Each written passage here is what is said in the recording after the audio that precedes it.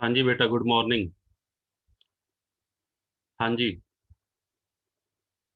बेटा, हमारा जो टॉपिक चल रहा था वो चल रहा था रिफंड ऑफ टैक्स।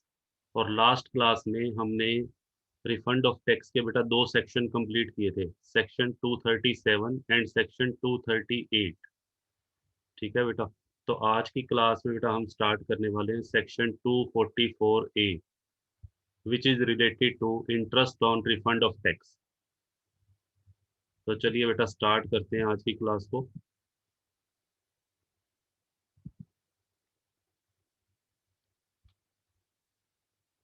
हाँ जी बेटा, सुनिए ध्यान से।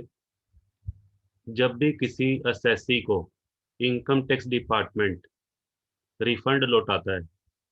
हाँ जी बेटा, जब भी कोई करदाता जिसका इनकम टैक्स डिपार्टमेंट से क्या बनता है, रिफंड बनता है, और इनकम टैक्स डिपार्टमेंट उस रिफंड की उसको क्या कर रहा है, पेमेंट। तो रिफंड के साथ साथ, टैक्स रिफंड के साथ साथ इनकम टैक्स डिपार्टमेंट बेटा उसको इंटरेस्ट भी पे करेगा। वो इंटरेस्ट कौन से सेक्शन के अंडर पे किया जाता है? Under section 244A। और आज बेटा हमने ये सीखना है कि इस इंटरेस्ट की कैलकुलेशन कैसे की जाती है, कौन से अमाउंट पे इंटरेस्ट कैलकुलेट होगा, किस रेट से इंटरेस्ट कैलकुलेट किया जाएगा, और कितने टाइम का इंटरेस्ट असेसी को पे किया जाएगा bye the income tax department. ठीक है। तो चलिए शुरू करते हैं। इसमें बेटा तीन केसेस हो सकते हैं। जो सबसे पहला केस है, हाँ जी बेटा, आज की क्लास में हम तीन केसेस को डिस्कस करने वाले हैं। सबसे पहला केस जो रिफंड का है, when the refund arises due to any advance tax paid और ऑफ टीडीएस। हाँ जी बेटा, मैंने आपको रिफंड की बेटा बहुत सारी सिचुएशंस बताई थी। आई थिंक 5 सिचुएशंस मैंने आपको लास्ट क्लास में बताई थी कि रिफंड किस किस वजह से अराइज हो सकता है। तो सबसे पहला केस क्या है यहाँ पर, जब रिफंड किस वजह से अराइज हुआ हो? एडवांस टैक्स की पेमेंट की वजह से। यदि किसी करदाता ने एडवांस में टैक्स पे कर दिया इनकम टैक्स डिपार्टमेंट को, और बाद में इनकम टैक्स डिपार्टमेंट ने उसकी आईटीआर चेक की, और आईटीआर को बेटा चेक करने के बाद इनकम टैक्स डिपार्टमेंट ने जो टैक्स लायबिलिटी कैलकुलेट की है वो कम है। ठीक है, असेसी के द्वारा चुकाया गया टैक्स ज़्यादा है, और इनकम टैक्स डिपार्टमेंट के द्वारा कैलकुलेट की गई टैक्स लायबिलिटी बेटा क्या बनती है, कम बनती है। ठीक है, जैसे फॉर एग्जांपल मैंने 40,000 रुपये टैक्स पे कर दिया एडवांस, और मेरी tax liability income tax department ने कितनी कैलकुलेट करी बेटा, 30,000। तो उस केस में इनकम टैक्स डिपार्टमेंट मेरे को 10,000 रुपये बेटा लौटाएगा, क्योंकि मेरा 40,000 रुपया टैक्स डिपार्टमेंट के पास गया और बनता कितना था, 30,000। तो उस केस में इंटरेस्ट कैसे कैलकुलेट होगा, एक तो इस बात की चर्चा करेंगे। हाँ जी बेटा, दूसरा पॉइंट क्या है, जब रिफंड किस वजह से अराइज हुआ हो? Out of self assessment tax paid under section 140A। और तीसरा केस बेटा ये है, when the refund arises due to order of judgement.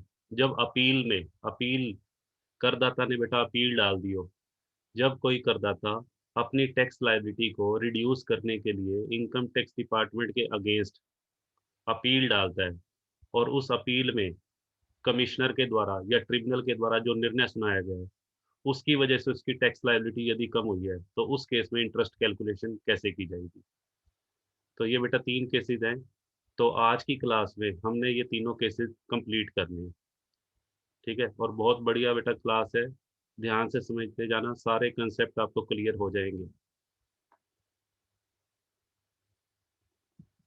हाँ जी बेटा, सबसे पहला, when the refund is out of any advance tax paid और ऑफ टीडीएस। यदि करदाता का जो रिफंड है वो बेटा किस चीज का है, एडवांस टैक्स का है या टीडीएस। टीडीएस भी बेटा एक तरह का एडवांस टैक्स ही होता है।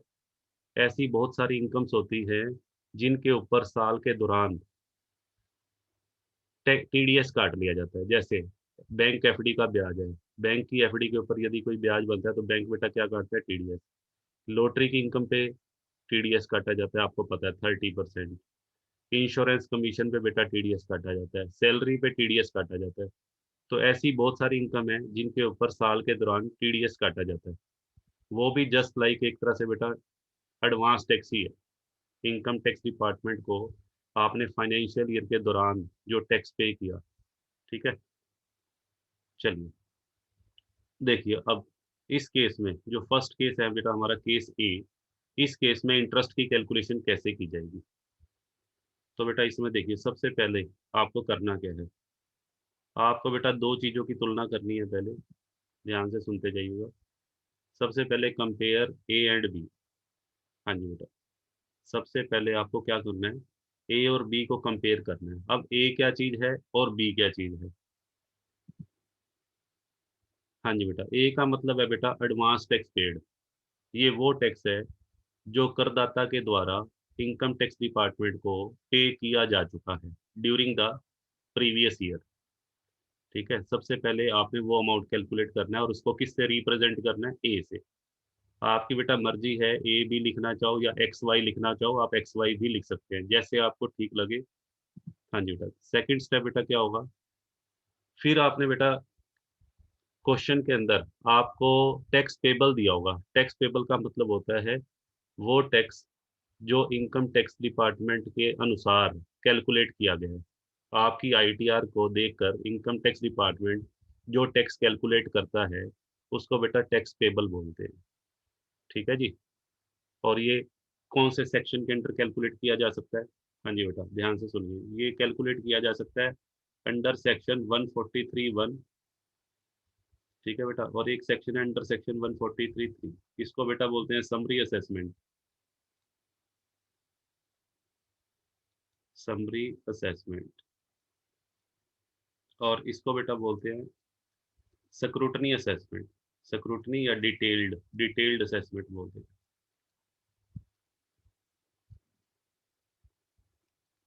हाँ जी बेटा, तो ये तो बेटा वो टैक्स है जो आपने पे कर दिया इनकम टैक्स डिपार्टमेंट को।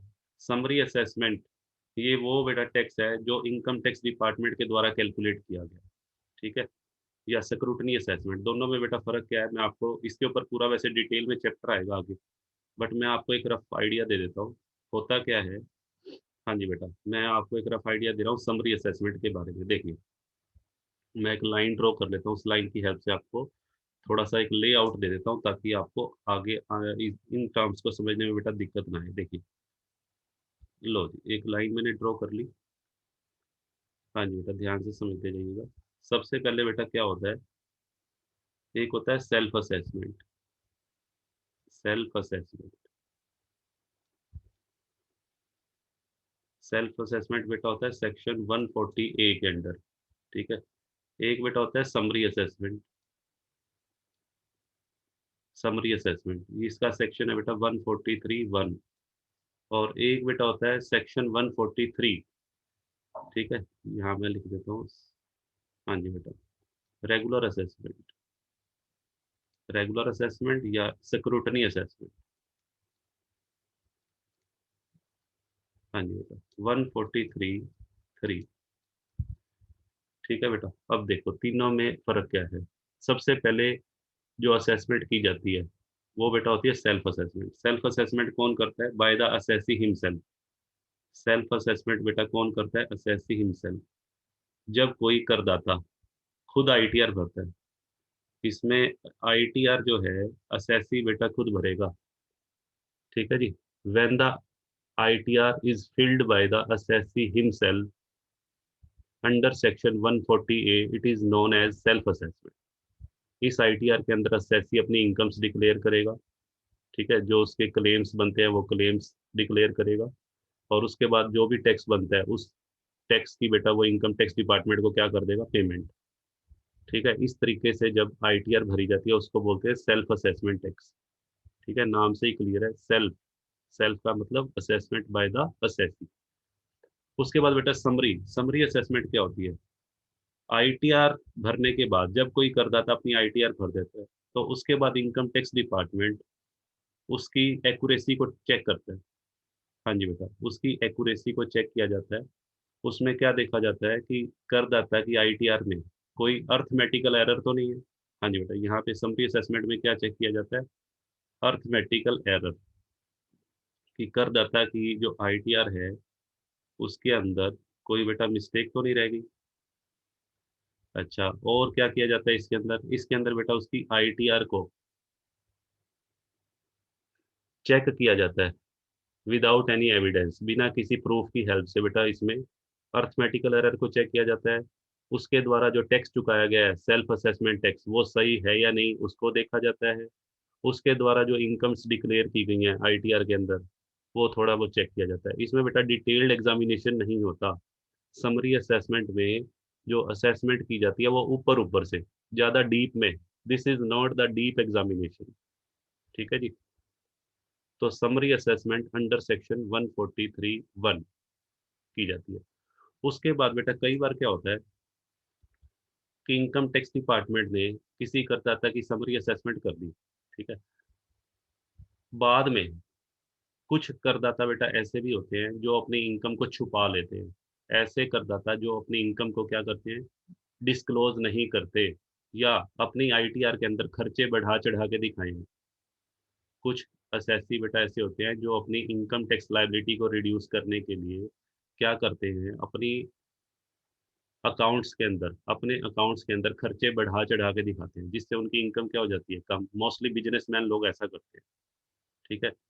तो यदि इनकम टैक्स डिपार्टमेंट को किसी करदाता के ऊपर शक हो जाता है कि इसने जानबूझ के अपनी इनकम को छुपाया है, या जानबूझ के इसने खर्चे फालतू दिखाए हैं, तो उसकी बेटा डिटेल्ड एग्जामिनेशन की जाती है। और वो डिटेल्ड एग्जामिनेशन जो की जाती है उसको बोलते हैं रेगुलर असेसमेंट या स्क्रूटनी असेसमेंट। हाँ जी बेटा, स्क्रूटनी। स्क्रूटनी का मतलब होता है छानबीन करना। जब किसी करदाता के खिलाफ छानबीन की जाती है, और ये किस बेस पे की जाती है, यहाँ पे करदाता को बुलाया जाएगा, उससे एविडेंस मांगे जाएंगे, उसका रिकॉर्ड चेक किया जाएगा। ठीक है। इसमें समरी असेसमेंट में नो एविडेंस, इसमें बेटा कोई रिकॉर्ड नहीं मंगवाया जाता, ध्यान से सुनो। No record, no evidence. जबकि स्क्रूटनी असेसमेंट के अंदर उससे प्रूफ मांगे जाते हैं, एविडेंस मांगे जाते हैं, क्योंकि यहाँ पे इनकम टैक्स डिपार्टमेंट को लग रहा है कि उसने किसी तरह की कोई गड़बड़ी की है, मैनिपुलेशन की है। तो ये जो असेसमेंट की जाती है ये सेक्शन 143(3) में। ठीक है। तो इस चैप्टर के लिए इतनी बातें आपको पता होना जरूरी है। वैसे हम डिटेल में बेटा ये चैप्टर करेंगे बाद में। चलिए अब बढ़ते हैं हम आगे। तो यहाँ पे सबसे पहला केस बेटा हमारा चल रहा था। सबसे पहला केस क्या था, when the refund is out of any advance tax paid. तो सबसे पहले बेटा तुलना करनी है एडवांस टैक्स पेड की, किसके साथ, टैक्स पेबल, जो आपके द्वारा टैक्स चुकाया गया है, उसकी तुलना करनी है इनकम टैक्स डिपार्टमेंट के द्वारा कैलकुलेट की गई टैक्स लाइबिलिटी से। वो टैक्स लाइबिलिटी इस सेक्शन के अंडर भी हो सकती है और इस सेक्शन। फिर बेटा क्या करना है, ये फर्स्ट स्टेप हो गया हमारा, स्टेप नंबर 1। स्टेप 2 में बेटा आपने ये देखना है, ए और बी को कंपेयर करोगे तो ए का अमाउंट बेटा बी से ज्यादा हो सकता है। तीन केसेस बेटा वैसे तो हो सकते हैं, और रिफंड कब अराइज होगा, जब ए बी से ज्यादा हो। देखो सिंपल सी बात है बेटा। हाँ जी बेटा, यहाँ पे तीन सिचुएशन हो सकती है। देखिए, हाँ जी बेटा, ए क्या है, ए बेटा वो अमाउंट है जो आपने चुकाया, सपोज करो वो 20,000 है। और बी कौन सा अमाउंट है, बी बेटा वो अमाउंट है जो इनकम टैक्स डिपार्टमेंट ने कैलकुलेट किया। मान लीजिए वो 15,000 है। ठीक है। तो इनकम टैक्स डिपार्टमेंट ने जो कैलकुलेट किया वो आपके द्वारा चुकाए गए टैक्स से क्या है, कम। ठीक है। तो उस केस में इनकम टैक्स डिपार्टमेंट आपको क्या करेगा, रिफंड लौटाएगा। यहाँ पे 5,000 रुपये का बेटा आपको क्या मिलेगा, रिफंड मिलेगा। ठीक है, क्योंकि यहाँ पे ए बी से क्या है, ग्रेटर है। हाँ जी बेटा, अगर ए और बी इक्वल हो, अगर ए और बी इक्वल है, ए भी 20,000 है और बी भी 20,000 है। हाँ जी बेटा, तो यहाँ पे no refund, no refund, no demand. और तीसरा केस बेटा ये भी हो सकता है कि मैंने तो बेटा इनकम टैक्स डिपार्टमेंट को 20,000 रुपये दे रखे हैं, और उस केस में इनकम टैक्स डिपार्टमेंट ने जो मेरी टैक्स लायबिलिटी कैलकुलेट की है वो 25,000 कैलकुलेट कर दी। तो इस केस में 5,000 रुपये मेरे से मांगे जाएंगे। इस केस में मेरे को क्या इश्यू किया जाएगा, एनओडी। इस केस में इनकम टैक्स डिपार्टमेंट बेटा मेरे को क्या इश्यू करेगा, नोटिस ऑफ डिमांड। यहाँ पे बेटा क्या इश्यू किया जाएगा, मेरे को रिफंड। और यहाँ पे नो एनओडी, ना तो बेटा मेरे घर पे कोई नोटिस ऑफ डिमांड आएगा और ना ही कोई रिफंड बनेगा। ठीक है। ये बातें मैं पिछले लेक्चर में भी आपको बता चुका हूँ, तो मैंने रिपीट कर दिया है। कुछ बच्चे हो सकता है पिछला लेक्चर उन्होंने अटेंड ना किया हो। चलिए, तो रिफंड के बारे में मैंने क्या लिखा, रिफंड कब अराइज होगा, जब ए बी से ग्रेटर होगा, जैसे इस सिचुएशन में है। ठीक है जी, ए ग्रेटर देन बी। हाँ जी बेटा, आई थिंक क्लियर है यहाँ तक। फिर बेटा क्या करना है, उसके बाद आपको रिफंड का अमाउंट कैलकुलेट करना है बेटा, रिफंड का अमाउंट। ठीक है, नेक्स्ट स्टेप, नेक्स्ट स्टेप है amount of refund. Amount of refund बेटा हमने कैलकुलेट किया है, जैसे देखो यहाँ पे मैंने रिफंड का अमाउंट कैलकुलेट किया ए माइनस बी। ठीक है, उसको आर से रिप्रेजेंट कर लेना। रिफंड के अमाउंट को बेटा मैंने आर से रिप्रेजेंट किया है, R is equal to A minus B. ठीक है बेटा, ये किया हुआ हमने ए माइनस बी। चलिए, उसके बाद बेटा आपको क्या देखना है, उसके बाद आपको ये चेक करना है कि जो रिफंड का जो अमाउंट आया है। हाँ जी बेटा, ध्यान से सुनिए, जो रिफंड का अमाउंट है, यदि वो 10% ऑफ बी, बी का मतलब टैक्स पेबल से कम है, तो no interest will be given. हाँ जी बेटा, समझिए इसको क्या कहता है। आपने करना क्या है, ये आपका रिफंड का अमाउंट आ गया बेटा, आपका रिफंड का अमाउंट कितना आ गया, 5000। आर, आर की वैल्यू आपकी 5000 आ गई। आपने इस रिफंड के अमाउंट की बेटा तुलना करनी है, ध्यान से सुनो। किसके साथ तुलना करोगे, 10% ऑफ बी। 10% ऑफ बी बेटा निकाल लो, 10% ऑफ बी, 15,000 का 10% बेटा 1500। यदि रिफंड का अमाउंट इससे कम है, 1500 से कम है, तो उस केस में बेटा कोई ब्याज नहीं दिया जाएगा। बट यहाँ तो ज़्यादा बन रहा है। ठीक है, यहाँ पे बेटा रिफंड क्या बन रहा है, ज़्यादा बन रहा है, ये वाला केस नहीं बन रहा। ठीक है, बट अगर मान लीजिए आपका रिफंड का अमाउंट बेटा कम हो, ठीक है, सपोज करो, मैं एक अपनी तरफ से लेता हूँ। हाँ जी बेटा, सपोज कीजिए आपकी ए की वैल्यू बेटा 20,000 है। आपने इनकम टैक्स डिपार्टमेंट को जो एडवांस टैक्स चुका है वो 20,000 है। और बी, बी की वैल्यू बेटा आपकी है, सपोज करो 19,000। आपका इनकम टैक्स डिपार्टमेंट ने जो टैक्स बनाया है, ठीक है, ये वो है जो चुकाया है 20,000 पे, और ये 19,000 पे जो इनकम टैक्स डिपार्टमेंट ने बनाया है आपका टैक्स। तो 1,000 पे आपका रिफंड बनता है। हाँ जी, इनकम टैक्स डिपार्टमेंट 1,000 पे आपको लुटाएगा। अब क्वेश्चन अराइज होता है कि 1,000 पे के साथ वो आपको ब्याज देगा या नहीं देगा। 1,000 पे तो देगा, श्योर है। इंटरेस्ट मिलेगा या नहीं, उसकी चर्चा हो रही है। तो जरा चेक करते हैं, रिफंड का अमाउंट क्या 10% ऑफ बी से ज्यादा है या कम है। देखो, 10% ऑफ बी बेटा निकाल लो, 19,000 का 10% 1,900 रुपये बनता है। तो आर जो है रिफंड का अमाउंट 1,000 पे है, और 10% ऑफ बी बेटा 1,900 है, तो रिफंड का अमाउंट क्या है, लेस देन, कम है। किससे कम है, तो जब भी रिफंड का अमाउंट 10% ऑफ बी, बी का मतलब 10% of tax liability determined by the income tax department, अगर उससे कम हो तो no interest will be give. ये बेटा कंपैरिजन आपने हमेशा करना है केस नंबर ए में। अब देखिए आगे, तो इसका मतलब इंटरेस्ट बेटा फिर दिया कब जाएगा, इंटरेस्ट दिया जाएगा, हाँ जी बेटा, जब आर रिफंड का अमाउंट किससे ज्यादा हो, 10% ऑफ बी से ज्यादा। जैसे इस केस में, हाँ जी बेटा, ये जो हमारा एग्जाम्पल था,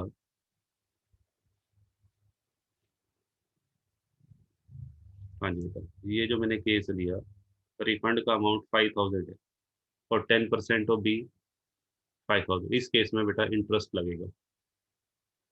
हाँ जी, यहाँ देखिए, यहाँ रिफंड का अमाउंट 5,000 है, और 10% ऑफ बी बेटा 1,500 है। तो यहाँ पे जो रिफंड का अमाउंट है वो ग्रेटर है, किससे ग्रेटर है, 10% ऑफ बी से। तो interest will be given on this amount, 5,000 पे में बेटा इंटरेस्ट भी मिलेगा किसको, करदाता को। अब क्वेश्चन अराइज ये होता है कि हमने वो अमाउंट तो कैलकुलेट कर लिया जिस पे इंटरेस्ट मिलेगा, अब क्या रेट ऑफ इंटरेस्ट क्या होगा, और कितने टाइम का, टाइम पीरियड भी बेटा बहुत इंपॉर्टेंट है। विदाउट टाइम पीरियड आप इंटरेस्ट की कैलकुलेशन नहीं कर सकते। तो अब हम टाइम पीरियड की बात करते हैं कि कितने टाइम का ब्याज मिलेगा। बट टाइम पीरियड की चर्चा करने से पहले मैं बेटा केस नंबर ए, जो फर्स्ट केस करवाया है आपको ए, उसका बेटा एक एग्जांपल, एक क्वेश्चन आपको करवाना चाहता हूँ। ठीक है, उसके बाद फिर हम आगे चर्चा करेंगे। देखिए, इसको बेटा मैं क्लियर कर रहा हूँ।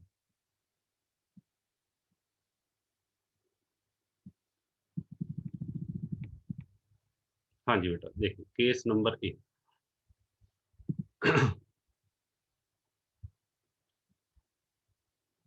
हाँ जी बेटा, पढ़ते हैं इस क्वेश्चन की स्टेटमेंट को।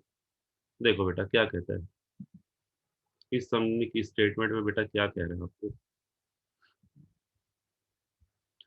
सबसे पहले देखो केस नंबर 1, ये बेटा आपका प्रीवियस ईयर दिया हुआ है। प्रीवियस ईयर कौन सा बेटा आपका?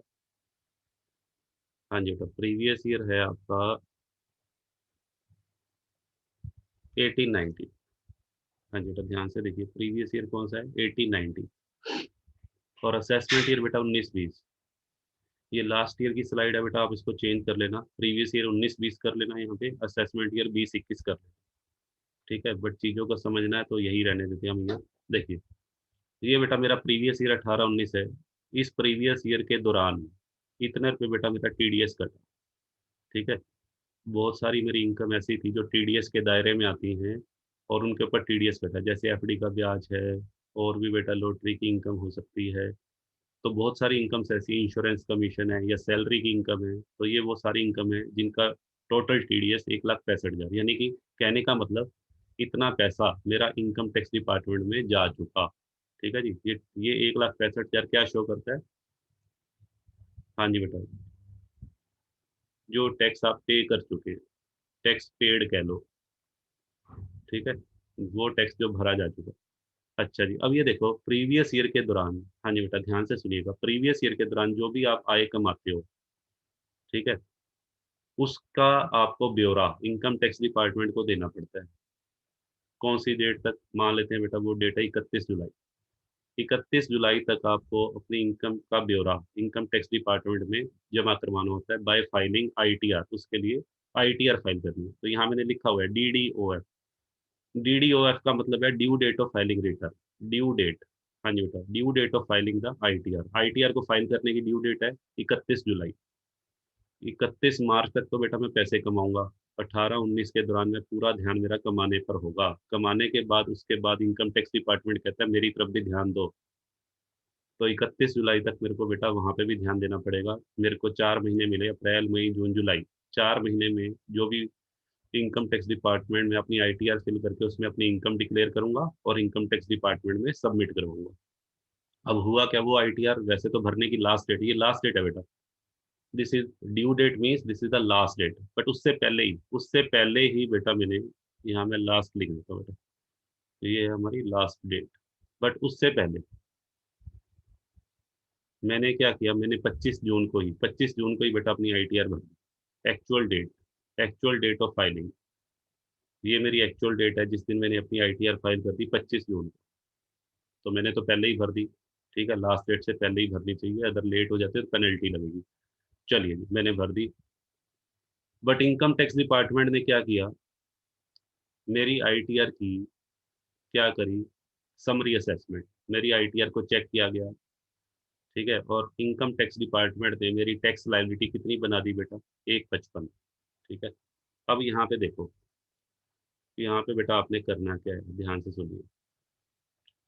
यहाँ पे सबसे पहले आप क्या करेंगे, दो चीजें निकालेंगे। स्टेप नंबर 1, स्टेप नंबर 1 में बताया था मैंने, ए और बी निकालना है। ए का मतलब बेटा एडवांस टैक्स पेड, या एडवांस टैक्स आपने कितना पे किया हुआ है बाय वे ऑफ टीडीएस। 1,65,000 रुपये आपने टीडीएस के माध्यम से पे किए होंगे। ठीक है, बी क्या है बेटा? बी का मतलब जो पैसा इनकम टैक्स डिपार्टमेंट ने आपकी आईटीआर के बेस पे कैलकुलेट किया है, 1,55, ये वो है liability calculated by income tax department. अब ये देखो कि आपने तो 1,65,000 रुपये दे रखे हैं, इनकम टैक्स डिपार्टमेंट कहता है जी आपकी टैक्स 1,55,000 बनता है, तो ए ग्रेटर देन, ये पहला स्टेप हो गया। सेकंड स्टेप में चेक क्या करना होता है, ए बी से ग्रेटर है या नहीं है, तो ए बी से ग्रेटर है, यस। ठीक है जी, तो थर्ड स्टेप में बेटा हम क्या कैलकुलेट करेंगे, रिफंड का अमाउंट आर। आर कैसे कैलकुलेट करेंगे, ए माइनस बी, तो 10,000 रुपये बेटा रिफंड बनता है।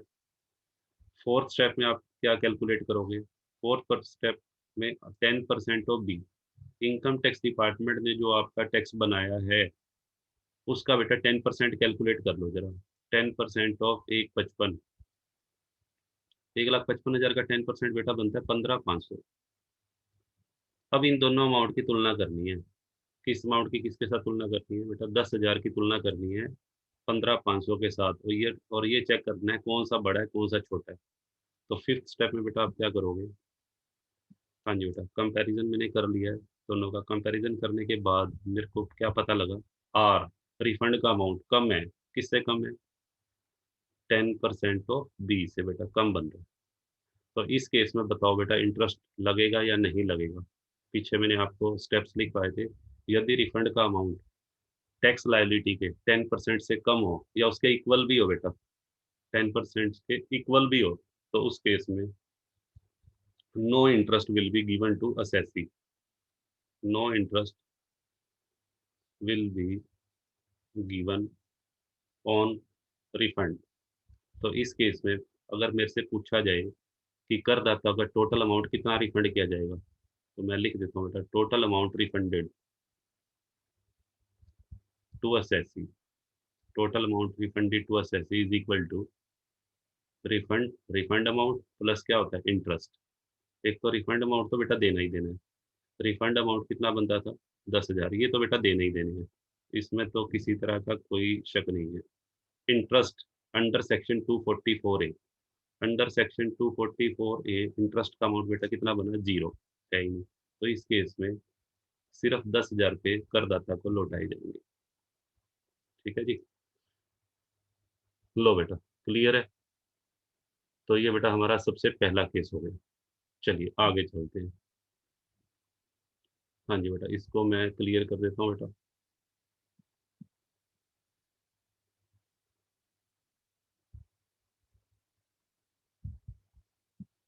हाँ जी बेटा, देखिए आगे चलते हैं। अब आता है वही केस है बेटा, case A, when the refund is out of any advance tax paid और ऑफ टीडीएस। हाँ जी बेटा, फिर से मैं एक बार उसके स्टेप्स ले रहा हूँ। ये स्टेप्स हमने कर लिए थे, यहाँ तक बेटा हमने कर लिया था। ठीक है, अब हम आगे चलते हैं। अब आता है कि अगर रिफंड का अमाउंट 10% ऑफ बी से बेटा क्या हो? ज्यादा हो, तो उस केस में ब्याज तो देना पड़ेगा। और ब्याज देने के लिए बेटा क्या कैलकुलेट करना पड़ेगा बताओ?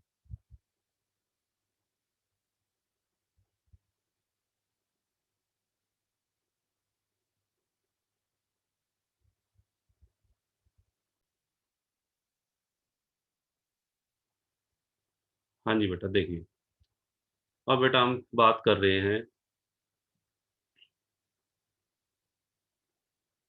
केस नंबर ए में बेटा, सेकंड सिचुएशन। ये हमारा जो ए पॉइंट चल रहा है, और उसमें बेटा हमारा जो चल रहा है, देखिए फर्स्ट केस बेटा हमारा यहाँ तक हो गया था। अब आ जाओ सेकंड केस, जब आर की वैल्यू 10% ऑफ बी से क्या हो? ग्रेटर हो, तो इस केस में बेटा इंटरेस्ट दिया जाएगा। और टाइम पीरियड बेटा क्या होगा? इंटरेस्ट कैलकुलेट करने के लिए जो टाइम पीरियड होगा, वो कैसे कैलकुलेट होगा?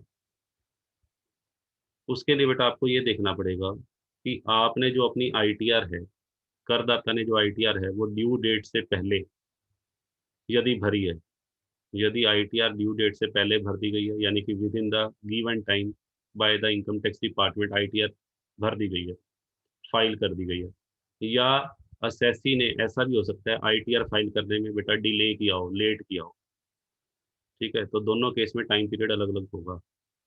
तो सबसे पहले मैं बात कर रहा हूँ, यदि आईटीआर ड्यू डेट से पहले या पूरे ड्यू डेट पर लास्ट डेट को भर दिया या लास्ट डेट से पहले, तो उस केस में बेटा इंटरेस्ट जो कैलकुलेट होगा, ध्यान से सुनिएगा, from the first day of assessment year. ये लाइन बेटा बहुत इंपॉर्टेंट है, from the first day of the assessment year to the date of grant of refund. हाँ जी बेटा, first day of assessment year to the date of grant of refund.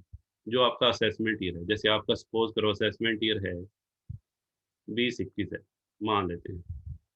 Assessment year 2021 का बेटा पहला दिन, फर्स्ट डेट क्या बनती है? 1/4/2020। एक तो बेटा ये डेट ले ली है, और दूसरा जिस दिन रिफंड आपको मिला, मान लीजिए आपको रिफंड मिला, सपोज करो बेटा 12 नवंबर को। ठीक है, 12 नवंबर 2020 को आपको रिफंड मिला। तो इसका टाइम गैप देख लेना। ठीक है, कितने महीने कितने दिन बन रहा है? अप्रैल, मई, जून, जुलाई, अगस्त, सितंबर, अक्टूबर, 7 महीने 12 दिन। हाँ जी बेटा 7 months and 12 days। और फिर बेटा वही बात, part of the month will be considered as full month. Part of the month को बेटा फुल मंथ मानेंगे, तो इसको 8 months कर देंगे बेटा। 8 महीने का ब्याज हमें कैलकुलेट करना पड़ेगा। ठीक है, तो from first day of assessment year to the date of grant of refund. और इंटरेस्ट कैलकुलेट करने के लिए बेटा फॉर्मूला क्या लगेगा? हाँ जी बेटा, इंटरेस्ट कैलकुलेट करने के लिए हम जो फॉर्मूला यूज करेंगे, देखिए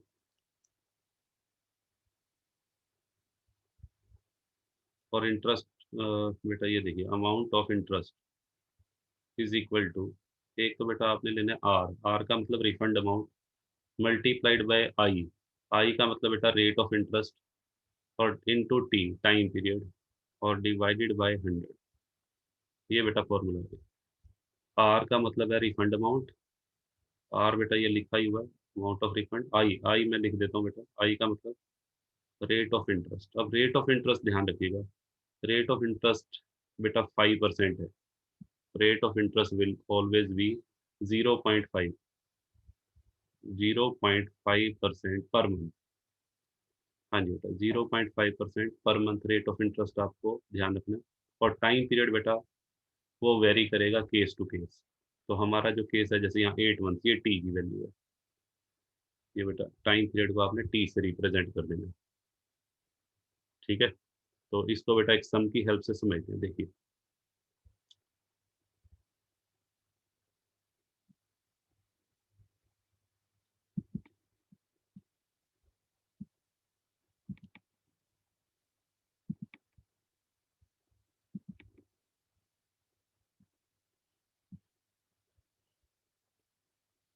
हाँ जी बेटा, इसे मैं क्लियर कर दूं। लो जी बेटा, अब हम एक सम ले रहे हैं।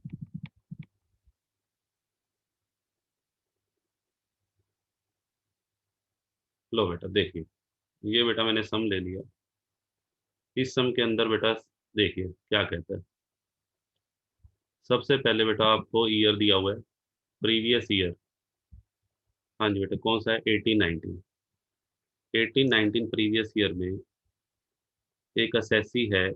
लो बेटा मैंने बना दिया, ये असेसी है मिस्टर एक्स, जो 1,65,000 रुपये टीडीएस एंड एडवांस टैक्स कह लो बेटा, एडवांस टैक्स के माध्यम से और टीडीएस के माध्यम से उसका कितना टैक्स डिपार्टमेंट के पास जा चुका है? 1,65,000। ठीक है, और आईटीआर फाइल करने की लास्ट डेट बेटा वही है 31 जुलाई, this is the last date. और उसने बेटा अपनी आईटीआर टाइम से भर दी। ठीक है, 25 जून बेटा 2019 को भर दी, यानी कि ड्यू डेट से पहले पहले। और date of grant of refund, उसको रिफंड कौन सी डेट को मिला? 18/12/19 को। हाँ जी बेटा, उसको जो रिफंड मिला है वो 18 दिसंबर 2019 को बेटा रिफंड मिला। तो कहता है कि कैलकुलेट करके दिखाओ। एक तो रिफंड का अमाउंट कैलकुलेट करना है, और एक क्या कैलकुलेट करना है? इंटरेस्ट, अंडर सेक्शन 244 ए। तो बेटा देखिए कैलकुलेट करते हैं हम। स्टेप्स बेटा आपको बताए हुए हैं, तो स्टेप बाय स्टेप चलेंगे। जल्दी नहीं करनी हमने, जल्दबाजी में बेटा एक्सीडेंट होता है हमेशा। तो सबसे पहले ए की वैल्यू लिख दें। ए बेटा ये रहा, ए का मतलब advance tax paid by the assessee to income tax department by either by way of advance tax और by way of TDS. Second step, हाँ जी बेटा, फर्स्ट स्टेप में ए और बी और निकालना था। बी का मतलब tax liability determined by the, या tax liability calculated by the income tax department. ये लायबिलिटी किसने कैलकुलेट की है? इनकम टैक्स डिपार्टमेंट ने। ठीक है जी, 1,40,000। अंडर सेक्शन 143(1) समरी असेसमेंट के अंडर, डिटेल्ड असेसमेंट नहीं की। हर व्यक्ति की बेटा, हर करदाता की डिटेल्ड असेसमेंट नहीं की जाती कभी। डिटेल्ड असेसमेंट जो की जाती है वो कुछ एक गिने चुने लोगों की जाती है। ऐसे व्यक्ति जो टैक्स की चोरी जिन पे करने का संदेह है, उनकी असेसमेंट की जाती है इस सेक्शन में 143(3). ठीक है, अदरवाइज इनकम टैक्स डिपार्टमेंट 143(1) के अंडर ही बेटा मैक्सिमम लोगों की टैक्स लायबिलिटी कैलकुलेट करता है। तो ये वो लायबिलिटी है जो इनकम टैक्स डिपार्टमेंट ने कैलकुलेट की है। अब सेकंड स्टेप, अब ये देखते हैं कि क्या इनकम टैक्स डिपार्टमेंट ने जो लायबिलिटी कैलकुलेट की है वो हमारे द्वारा या करदाता के द्वारा या मिस्टर एक्स के द्वारा चुकाए गए टैक्स से कम है या ज़्यादा है? कम है। ठीक है, मैंने जो टैक्स पे किया या मिस्टर एक्स कह लो बेटा, वो टैक्स ज़्यादा है किससे, जो मेरी एक्चुअल टैक्स लायबिलिटी बनती है। ठीक है, therefore refund arises, refund बेटा अराइज हो गया। क्लियर है यहाँ तक? अब रिफंड अराइज हो गया तो रिफंड हमें कैलकुलेट भी तो करना है। रिफंड बेटा कैसे कैलकुलेट करेंगे? Refund A minus B. Income tax department मुझे कितने रुपए लौटाएगा बेटा? 25,000 रुपये तो ये लौटाएगा। अब क्वेश्चन अराइज ये होता है कि इनकम टैक्स डिपार्टमेंट मुझे 25,000 तो लौटाएगा, क्या ब्याज भी देगा इस पे? वो चेक करना पड़ेगा हमें। किससे? उसको चेक करने के लिए बेटा क्या निकालना पड़ेगा? 10% ऑफ बी। इस बी अमाउंट का 10%, तो 10% ऑफ बी मैंने देखा तो बेटा 14,000 आ रहा है। अब तुलना करनी है इन दोनों की। हाँ जी बेटा, इन दोनों अमाउंट की तुलना करनी है, कंपेयर। कंपैरिजन करके मुझे ये देखना है कि रिफंड का अमाउंट 10% ऑफ बी से ज़्यादा है या कम है। तो here the amount of refund is greater than 10% of B. और जब बेटा रिफंड का अमाउंट किससे ज़्यादा हो? 10% ऑफ बी से ज़्यादा हो, तो उस केस में interest will be given. Interest बेटा असेसी को देना ही देना पड़ेगा बाय द डिपार्टमेंट। अब क्वेश्चन ये अराइज होता है कि इंटरेस्ट तो देना पड़ेगा, अब टाइम पीरियड कितना होगा? हाँ जी बेटा, हमें टाइम पीरियड भी देखना पड़ेगा। तो टाइम पीरियड के लिए हमेशा बेटा चेक करना है कि क्या करदाता ने अपनी आईटीआर जो फाइल की है वो ड्यू डेट से पहले की है या ड्यू डेट के बाद। अगर ड्यू डेट से पहले की हो, हाँ जी बेटा, इस क्वेश्चन में जो आईटीआर है वो ड्यू डेट से पहले ही है, देखो। और मैंने आपको लिखवाया था जब आईटीआर ड्यू डेट से पहले फाइल कर दी हो तो टाइम पीरियड कहाँ से कहाँ तक लेते हैं? बताओ बेटा, टाइम पीरियड कहाँ से कहाँ तक लेंगे? देखो बेटा, from first day of assessment year to date of grant of refund, to the date of grant of refund. हाँ जी बेटा, फर्स्ट डे बेटा देखो कौन सा है। First day of assessment year आपका 19-20 है। 19-20 का फर्स्ट डे 1/4/19। 1/4/19 से date of grant of refund, income tax department ने आपका जो रिफंड लौटाया है वो 18/12/19 को। 18/12/19। तो जरा चेक करते हैं, अप्रैल मई जून जुलाई अगस्त सितंबर अक्टूबर नवंबर। हाँ जी बेटा, 8 महीने तो ये हो गए। 8 महीने और 18 दिन। 8 महीने और 18 दिन बेटा हो गए। तो इसको बेटा किस में कन्वर्ट कर देंगे? 9 मंथ्स में, क्योंकि पार्ट ऑफ द मंथ को क्या मानना है? Full month. बताओ बेटा यहाँ तक। हाँ जी बेटा, अब क्या करेंगे बताइए? यहाँ तक तो बेटा हो गया हमारा। अब आपको क्या कैलकुलेट करना है? इंटरेस्ट। हाँ जी बेटा, अब आ जाइए 7th पॉइंट पे। इंटरेस्ट कैलकुलेट करने के लिए बेटा मैंने फॉर्मूला बताया था, amount amount of refund multiplied by I. I का मतलब rate of interest into time divided by 100। अब बेटा रेट क्या लेना है, सुनिए ध्यान से। रेट तो ये होगा 5%, 0.5%। आई आई की वैल्यू बेटा ध्यान रखना, आई हमेशा 0.5% रहेगा, ये आपको याद करना है। तो रिफंडेड अमाउंट बेटा ये रहा। रिफंड का अमाउंट एक तो बेटा ये ले लो, एक हमें चाहिए आई। लो बेटा मैं लिखता हूँ साथ साथ, 25,000 इंटू आई। आई बेटा है 0.5 और मल्टीप्लाइड बाय बेटा टी। टी कितना लेंगे? हाँ जी बेटा, टाइम पीरियड हमारा कितना? 9 मंथ्स और डिवाइडेड बाय 100। इसको बेटा कैलकुलेट कर लेंगे हम।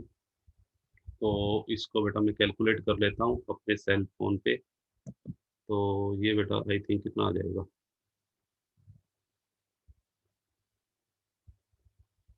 125 इंटू 9, ये बेटा आएगा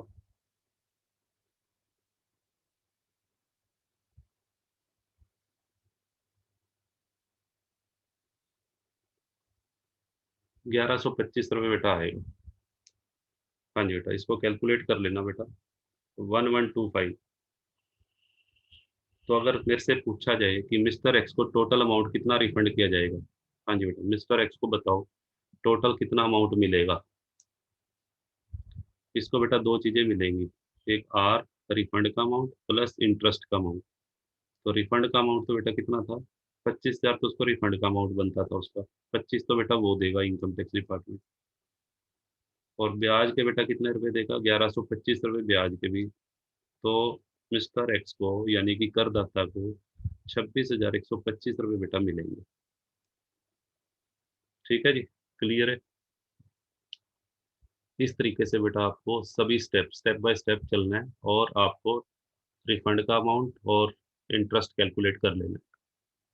चलिए आगे चलते हैं।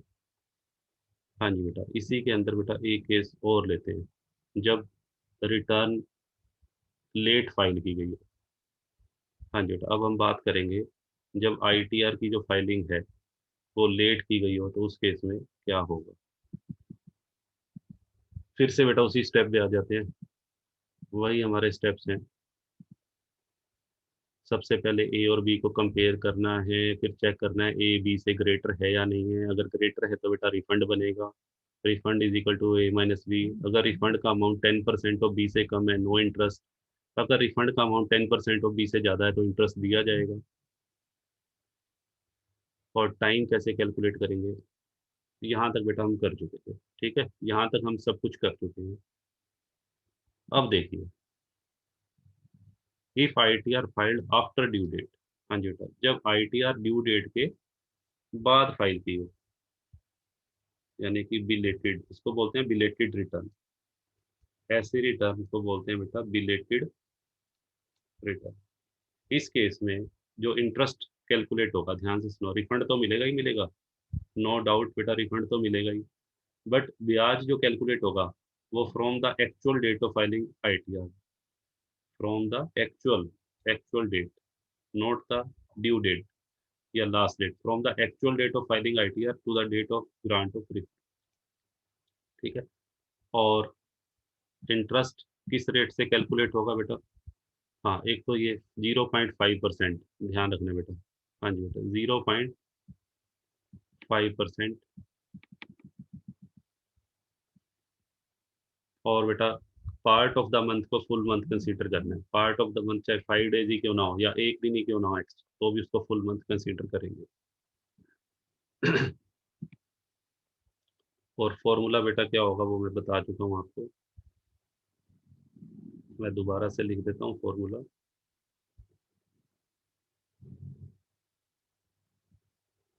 फॉर्मूले में बेटा तीन चीजें लेनी है, एक तो आर लेना है रिफंड, एक बेटा आपको टी लेना है, एक आई।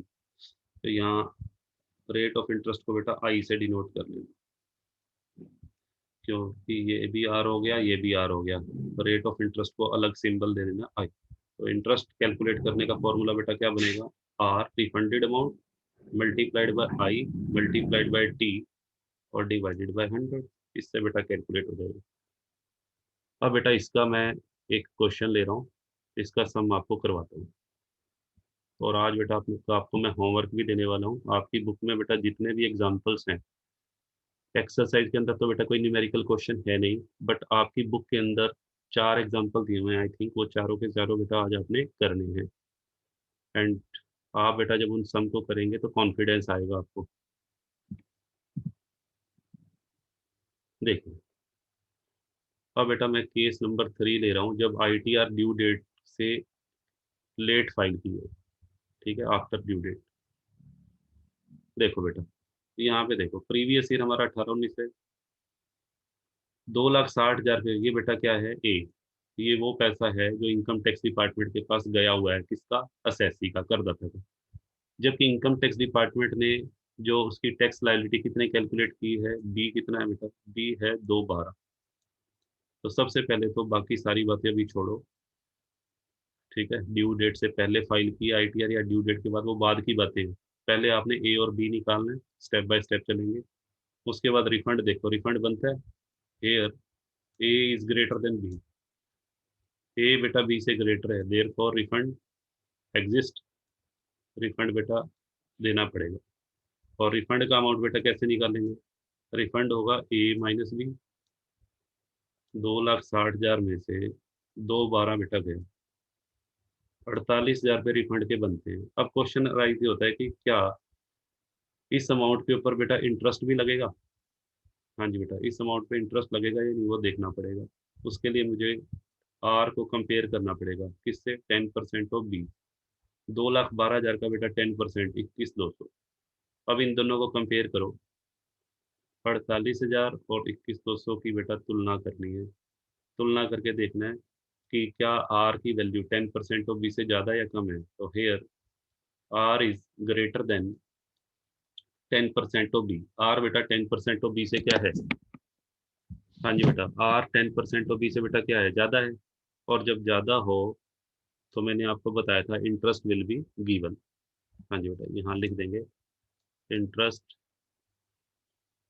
Under section 244A will be given. Interest बेटा देना ही देना पड़ेगा। अब इंटरेस्ट कैलकुलेट कैसे होगा? हाँ जी बेटा, अब हमें इंटरेस्ट कैलकुलेट करके भी दिखाना है। तो उसको कैलकुलेट कैसे करेंगे? देखिए, उसके लिए बेटा एक चीज़ और भी चाहिए हमें, टाइम पीरियड। इंटरेस्ट तब तक कैलकुलेट नहीं हो सकता जब तक आपके पास तीनों वेरिएबल आर, टी और आई की वैल्यू नहीं होगी। आई तो बेटा हमें पता है, आई तो हमारा 0.5% पर मंथ होता है।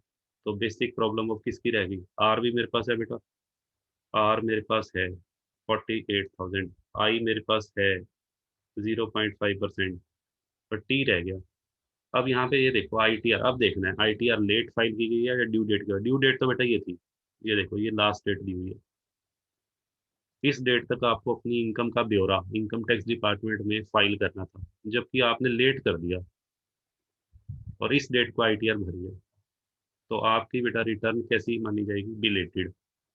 इसको बोलते हैं बिलेटेड रिटर्न। जैसे किसी का बर्थडे निकल जाए और आप उसको लेट विश करते हो तो आप क्या बोलते हो? Belated birthday. ऐसे ही आईटीआर की डेट निकल गई और आपने लेट आईटीआर भरी है तो उसको बिलेटेड रिटर्न बोला जाता है। कौन सी डेट को रिटर्न भरी? यहाँ पे इस डेट को। इस डेट से बेटा कैलकुलेशन होगी टाइम की, और किस डेट तक? जिस डेट को आपको रिफंड ग्रांट हुआ है। यहाँ बेटा ये टाइम गैप हमें देखना पड़ेगा, 15/10/19 से 25/3/20। तो बेटा कैलकुलेट करें, 15/10/19 से 25/3/20 अगर आप टाइम पीरियड कैलकुलेट करोगे तो देखो कितना बनेगा। हाँ जी बेटा, 15/10/19 से 25/3/20 बेटा एक 15/10 से 15/11, 15/11 से 15/12। पहले इसको भी सेम बना लेते हैं, 15 मार्च।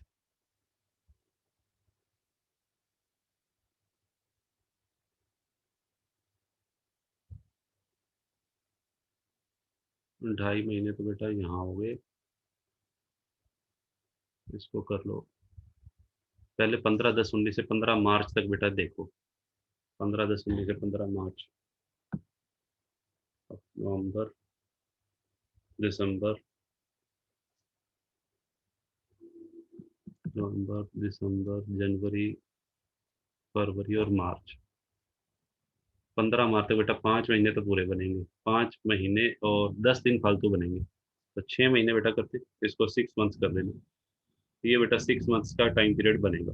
अगर आप इसको कैलकुलेट करेंगे तो 5 महीने और कुछ दिन बेटा बन रहे हैं ऊपर।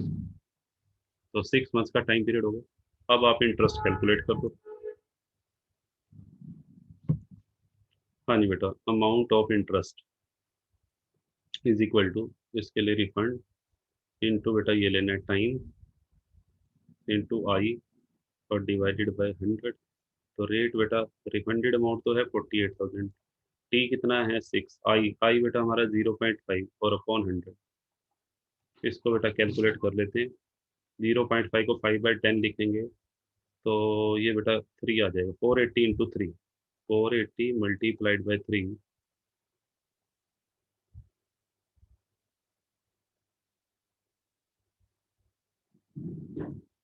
हाँ जी बेटा 1440, 1440 रुपये बेटा ब्याज बनेगा। तो अगर मेरे से पूछा जाए कि मिस्टर एक्स को टोटल कितना अमाउंट रिफंड किया जाएगा, टोटल अमाउंट रिफंडेड। हाँ जी बेटा, total amount refunded, total amount of refunded में बेटा दो आएंगे, आर और आई। तो आर, आर बेटा कितना है? आर तो है 48,000 पे तो रिफंड का अमाउंट बनता था, और 1440 रुपये बेटा ये। तो टोटल जो पैसा लौटाया जाएगा 49,440। ये बेटा हमारा फाइनल आंसर होगा। तो होप सो बेटा क्लियर है। अब आगे चलते हैं।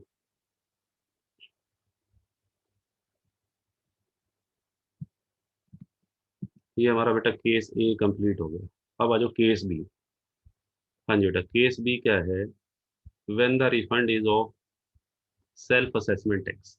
हाँ जी बेटा, सेल्फ असेसमेंट टैक्स बेटा मैंने बताया था, जब कोई करदाता अपनी आईटीआर खुद फाइल करता है और खुद अपनी उसमें इनकम्स डिक्लेयर करता है और टैक्स पे करता है।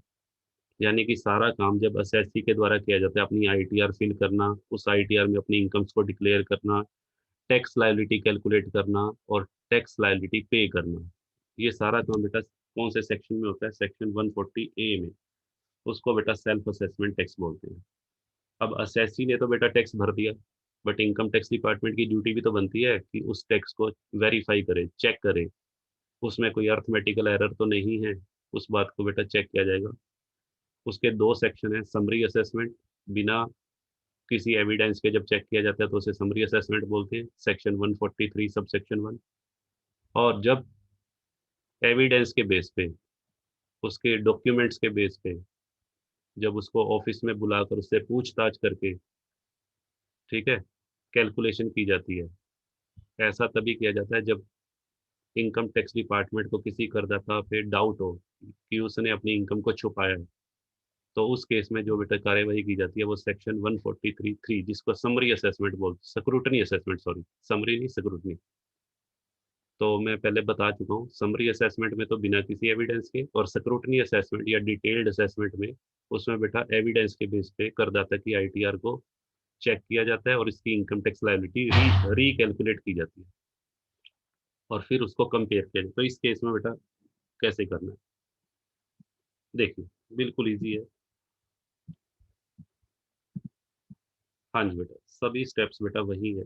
देखिए, स्टार्टिंग से हम पढ़ते हैं फटाफट से। सबसे पहला स्टेप वही बेटा, कंपेयर ए एंड ए। बेटा यहाँ चेंज हो गया। ए क्या है? Self assessment tax. पहले यहाँ लिखा था हमने एडवांस टैक्स या टीडीएस, अब यहाँ सेल्फ असेसमेंट टैक्स पे अंडर सेक्शन 140 ए। ठीक है, टैक्स पेबल, ये बेटा वही हो गया समरी असेसमेंट। इसको समरी असेसमेंट आपको मैं बता चुका हूँ पहले। और ये बेटा क्या है? Detail scrutiny assessment. फिर बेटा रिफंड अराइज होगा जब ए ग्रेटर देन बी है, अमाउंट ऑफ रिफंड कैलकुलेट करेंगे, फिर बेटा वही चेक करते हैं, सारे स्टेप्स वही हैं, सिर्फ चेंज बेटा कहाँ है? एक तो इस एक को कैलकुलेट ए क्या होगा, और एक बेटा time period. Self assessment tax के केस में जो टाइम पीरियड दिया जाएगा, from the date of filing ITR. हाँ जी बेटा, जिस दिन आईटीआर भरी गई, जिस दिन वास्तव में आईटीआर भरी है, और date of payment of self assessment tax, जिस दिन उसने टैक्स चुकाया, विच एवरेज लेटर। कई बार बेटा क्या होता है, आईटीआर तो आपने भर दी, नॉर्मली क्या होता है, जिस दिन आप अपनी आईटीआर भरते हैं उसी दिन जनरली हम टैक्स की पेमेंट कर देते हैं। बट कई बार ऐसा भी होता है कि आज आईटीआर भर दी आपने, सबमिट कर दी, सबमिट करके इनकम टैक्स डिपार्टमेंट की वेबसाइट ने एक चालान इशू कर दिया आपको। चालान का मतलब होता है भाई उसकी पेमेंट, उस चालान के बेस पे आपको बैंक में जाके पेमेंट करनी होती है। तो आप उस चालान को बैंक में या तो उसी दिन जमा करवाओगे या बाद में। अगर उसी दिन जमा करवा देते हो तो डेट ऑफ फाइलिंग आईटीआर और डेट ऑफ पेमेंट बेटा सेम हो जाएगी। बट कई बार हम लेट पेमेंट करते हैं, टाइम पड़ा है, हमारे पास टाइम पड़ा है और हमने पेमेंट बाद में की है, तो दोनों डेट्स अलग अलग होंगी। तो डेट ऑफ फाइलिंग आईटीआर और date of payment of self assessment tax which ever is later, इसीलिए लिखा हुआ है। और उस डेट से लेके to the date of grant of refund. जैसे मान लीजिए मैंने बेटा अपनी आईटीआर भर दी, अपनी सेल्फ असेसमेंट टैक्स के बेस पे आईटीआर कब भरी, मान लेते हैं मैंने बेटा भर दी 1 जून को, 1 जून 2019 को आईटीआर भर दी। ये मेरी कौन सी है? Date of filing ITR. ठीक है, डेट ऑफ फाइलिंग आईटीआर। और मान लीजिए, हाँ जी बेटा, मान लीजिए मैंने जो पेमेंट की है, डेट ऑफ पेमेंट, मेरी जो पेमेंट करने की डेट है वो ये है 15 जून। 15 जून को मैंने पेमेंट की है, यानी कि आईटीआर भरने के 15 दिन बाद मैंने टैक्स की पेमेंट की है, सेल्फ असेसमेंट टैक्स की। तो इंटरेस्ट बेटा इस डेट से कैलकुलेट होगा, ध्यान से सुनो। इंटरेस्ट कैलकुलेट करने के लिए जो बिगिनिंग डेट लेंगे, बिगिनिंग डेट तो ये लेंगे, और एंड डेट बेटा ये है, date of grant of refund. ठीक है, चलिए। और इंटरेस्ट का रेट बेटा वही है 0, और फॉर्मूला बेटा वही रहेगा, refund multiplied by time period multiplied by I divided by 100। आई बेटा क्या है, आई इंटरेस्ट रेट है। चलिए, अब इसका भी बेटा एक सम लेते हैं।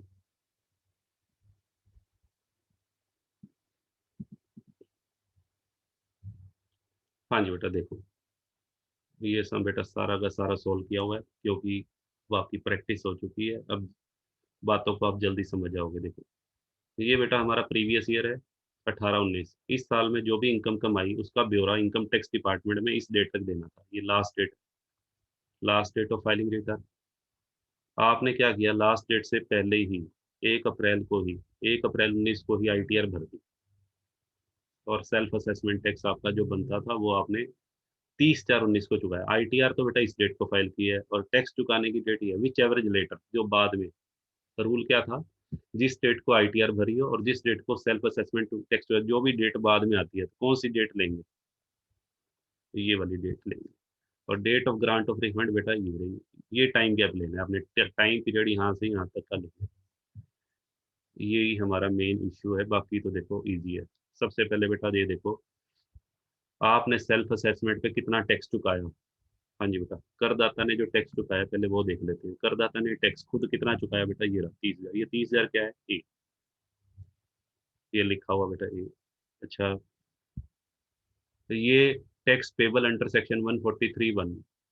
इनकम टैक्स डिपार्टमेंट ने आपकी आईटीआर को ऊपर ऊपर से चेक किया, बिना आपको बुलाए, without calling you in the office and without examining any kind of evidence. उसने आपका टैक्स बना दिया 20,000 समरी असेसमेंट के अंतर्गत। तो 20,000 पे बेटा ये हुआ है बी, इसको हम बी से रिप्रेजेंट करते हैं। फिर बेटा चेक करो, क्या ए बी से ज़्यादा है, बिल्कुल ज़्यादा है। रिफंड निकाल लो, 10,000 तो बेटा रिफंड आपको मिलेगा ही मिलेगा।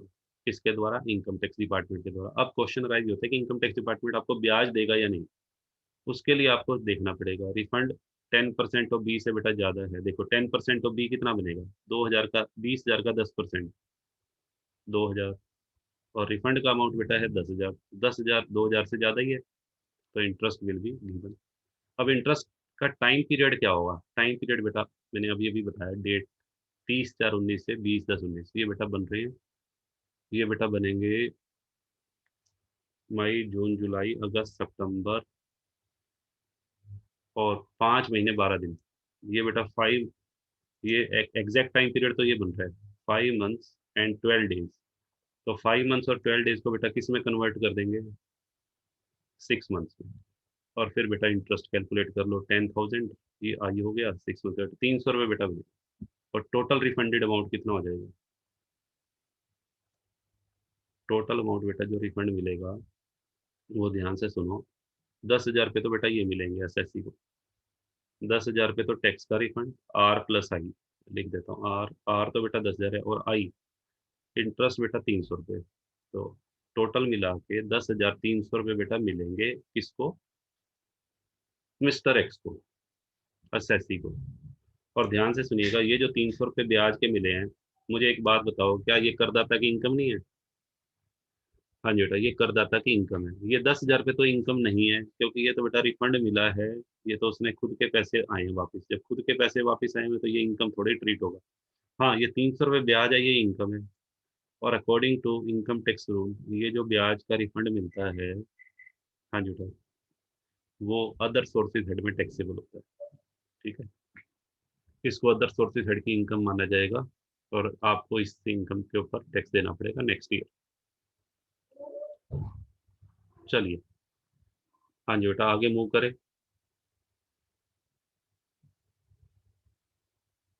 इसको बेटा मैं क्लियर कर रहा हूँ।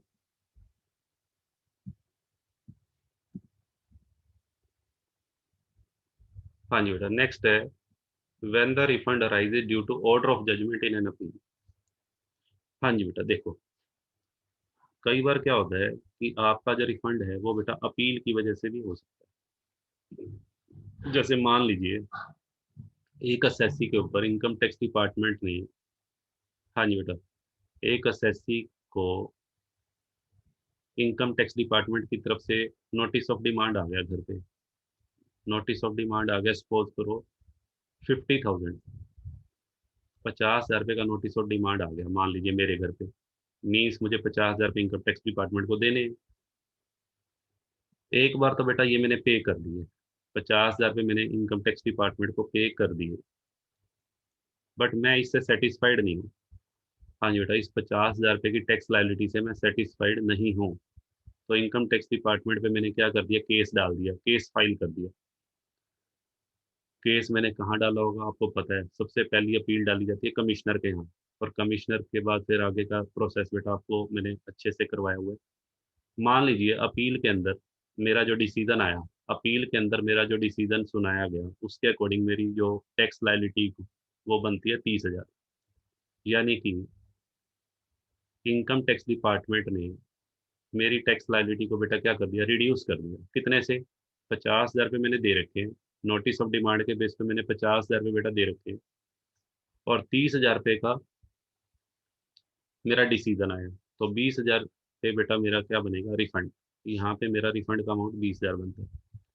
सबसे पहली बात, इस केस में आपको वो वाला रूल चेक नहीं करना जो ये रूल बताया था, are less than 10% of B या are greater than 10% of B, ये वाला बेटा स्टेप चेक नहीं करना, नॉट एप्लीकेबल। यहाँ मैं लिख रहा हूँ ये चीज चेक नहीं करनी। इसका मतलब ये हुआ, इस केस में बेटा रिफंड तो मिलेगा ही मिलेगा, रिफंड के साथ जो ब्याज मिलेगा उस ब्याज के लिए जो हम कंडीशन चेक करते हैं, ये कंडीशन चेक नहीं करनी। ठीक है, वो सिर्फ किस किस केस में चेक करनी है, ए और बी केस में। हाँ जी बेटा, तो ये वाली कंडीशन सिर्फ दो केसेस के लिए है, ए और बी। बट यहाँ पे अब हमारा केस नंबर कौन सा चल रहा है, सी। सी केस में चेक नहीं करना। ठीक है, तो अब देखो कैसे करना है। यहाँ पर फिर क्या प्रोसेस रहेगा उसको हम बेटा रीड करते हैं।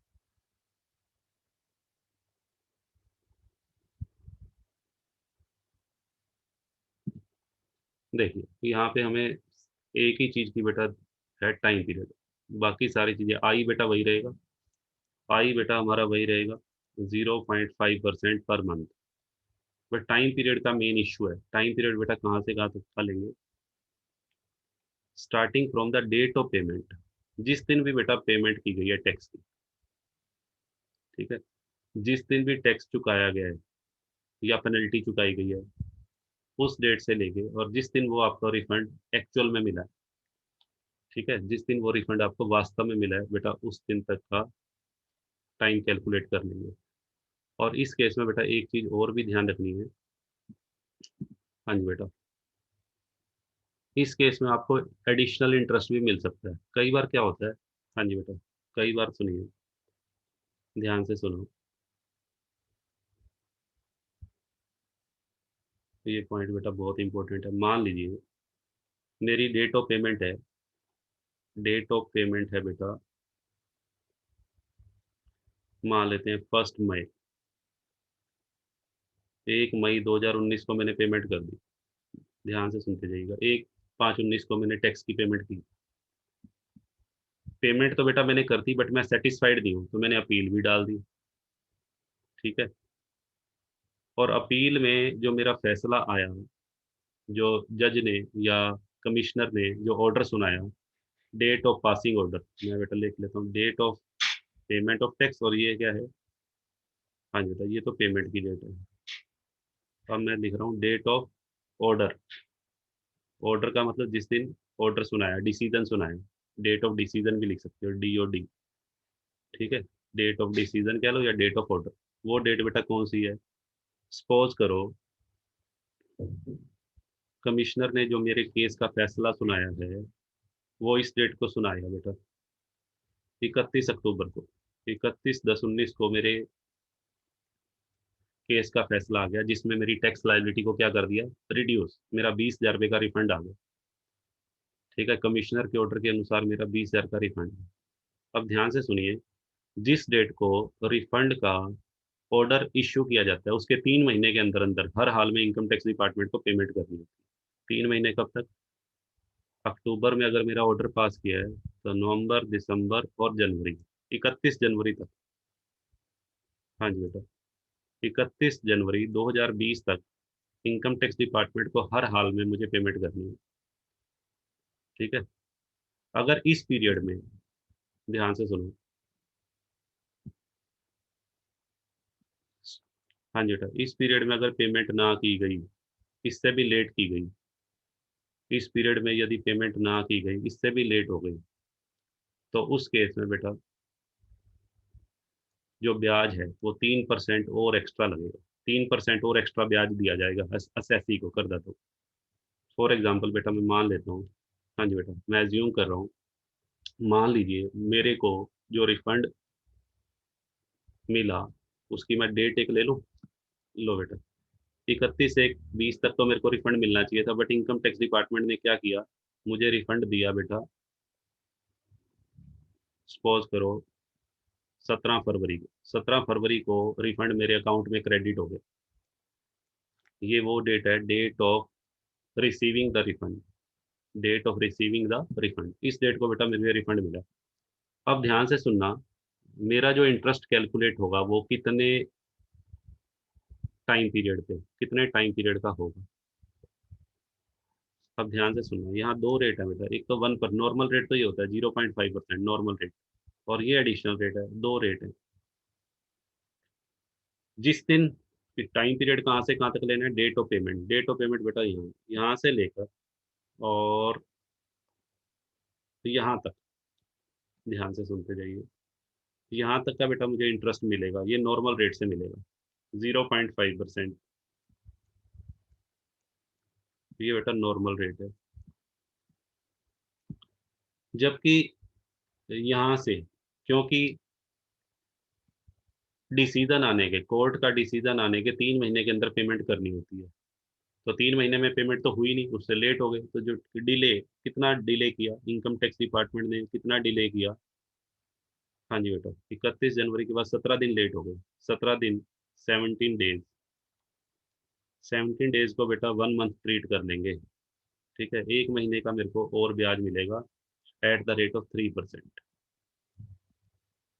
ठीक है बेटा, एक तो बेटा मुझे मिलेगा 1 मई से 17 फरवरी, तो काउंट करते हैं, मई, जून, जुलाई, अगस्त, सितंबर, अक्टूबर, नवंबर, दिसंबर, जनवरी और फरवरी। ये बेटा बन गए 10 महीने। 10 महीने तो बेटा मुझे ये मिलेगा, 10 महीने का इंटरेस्ट। ठीक है, मान लीजिए मेरा रिफंडेड अमाउंट बेटा मेरा 20,000 है। ठीक है, तो 20,000 का बेटा एक तो 10 मंथ्स का और 0.5, ये तो मुझे मिलेगा ही मिलेगा।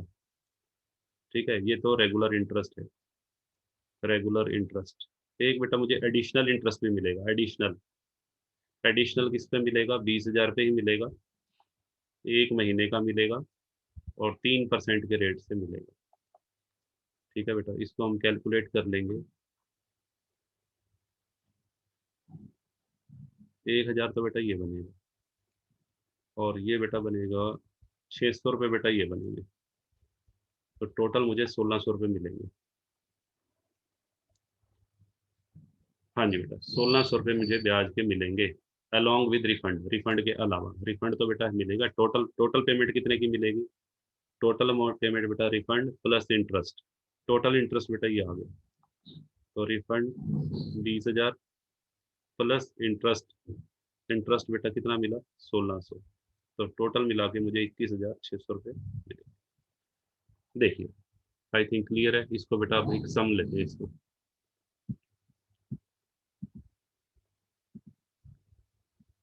हाँ जी बेटा, फटाफट से करते हैं, बिल्कुल इजी सम है। हाँ जी बेटा, देखिए, पहले मैं इस सम को समझाने के लिए बेटा एक लाइन ड्रॉ कर लूँ। लो बेटा, कर ली मैंने। अगर आप ना भी बोलते बेटा तो भी मुझे ड्रॉ करनी ही थी ये तो। चलो देखो, सबसे पहले tax due as per ITR for the assessment year 19-20, assessment year 19-20 यानी कि प्रीवियस ईयर बेटा 18-19, उसकी ITR भरी गई, और मेरा टैक्स ड्यू डेट बेटा ये है, ये ड्यू डेट दी हुई है 30/9/19 को, ध्यान से सुनिएगा। हाँ जी बेटा, 30/9/19, ये मैंने डेट लिख दी 30/9/19। ये क्या है? Date of filing ITR, date of filing ITR। ठीक है बेटा, इस डेट को मैंने ITR बनी और मेरा टैक्स कितना बना? 3 लाख। 3 लाख रुपए बेटा मेरा टैक्स बना है। ध्यान से सुनते जाइए। और ये सारा अमाउंट बेटा मैं पे कर चुका हूँ। 2,80,000 पे तो मेरा TDS ही कटा हुआ था। ध्यान से सुनो बेटा, ये मेरा ग्रोस टैक्स है, जो मेरा ग्रोस टैक्स बनता था, जिसमें से 280 मेरा TDS कटा हुआ, एडवांस में दिया हुआ, सॉरी। 2,80,000 पे मैं इनकम टैक्स डिपार्टमेंट को ड्यूरिंग द ईयर 18-19 दे चुका हूँ। तो इसका मतलब बाकी मुझे कितना देना पड़ेगा बेटा? 3 लाख मेरा टैक्स बनता था, 280 मैं दे चुका हूँ, तो 20,000 पे मेरे और बनते हैं। ये बेटा मैंने पे कर दिए अंडर सेक्शन 140A 30/9/19 को, इसी डेट को। ठीक है, कहने का मतलब 30/9/19 को बेटा मैं इस डेट तक पूरे के पूरे 3 लाख रुपए दे चुका हूँ। ठीक है जी, मैं यहाँ लिख दूँ तो टैक्स पेड। हाँ जी बेटा, कितना पे कर चुका हूँ मैं इस डेट तक? इस डेट को बेटा मैं 3 लाख रुपए दे चुका हूँ। ठीक है, यानी कि मेरी कोई टैक्स लायबिलिटी नहीं बनती, as per my knowledge, as per my knowledge, self knowledge. ठीक है, अब इनकम टैक्स डिपार्टमेंट ने बेटा क्या किया? इनकम टैक्स डिपार्टमेंट को मेरे ऊपर बेटा शक हो गया, और इनकम टैक्स डिपार्टमेंट ने मुझे अपने ऑफिस में बुला लिया, मेरे से एविडेंस मांगे गए, मेरे अगेंस्ट छानबीन करवाई। ठीक है, और इनकम टैक्स डिपार्टमेंट को लगता है कि मैं चोर हूँ और मेरी चोरी वास्तव में पकड़ी गई, तो इनकम टैक्स डिपार्टमेंट ने मेरे खिलाफ कौन सी असेसमेंट करवा दी बेटा? स्क्रूटनी असेसमेंट, जो कि बहुत डेंजरस है from the point of view of assessee. Scrutiny में असेसी को बुलाया जाता है, उससे तरह तरह के सवाल पूछे जाते हैं, जो इनकम उसने छुपाई हुई है उनको पकड़ा जाता है, जो खर्चे ज़्यादा दिखाए हुए हैं उनको पकड़ा जाता है, और उसके बेस पे दोबारा से टैक्स कैलकुलेट किया जाता है, जो कि 4 लाख रुपए निकाल दिया। ठीक है, ये सारा काम कौन सी डेट को हुआ है? 31/3/20 को। हाँ जी बेटा, 31/3/20 को मेरे खिलाफ इनकम टैक्स डिपार्टमेंट ने स्क्रूटनी असेसमेंट करवा के मेरा टैक्स कितना बनवाया? हाँ जी बेटा, ये क्या है? डेट ऑफ, ये तो था डेट ऑफ फाइलिंग रिटर्न, ये date of assessment, date of regular assessment. कौन से सेक्शन के अंडर रेगुलर असेसमेंट की गई है बेटा? 143(3). और इस रेगुलर असेसमेंट में ध्यान से सुनो,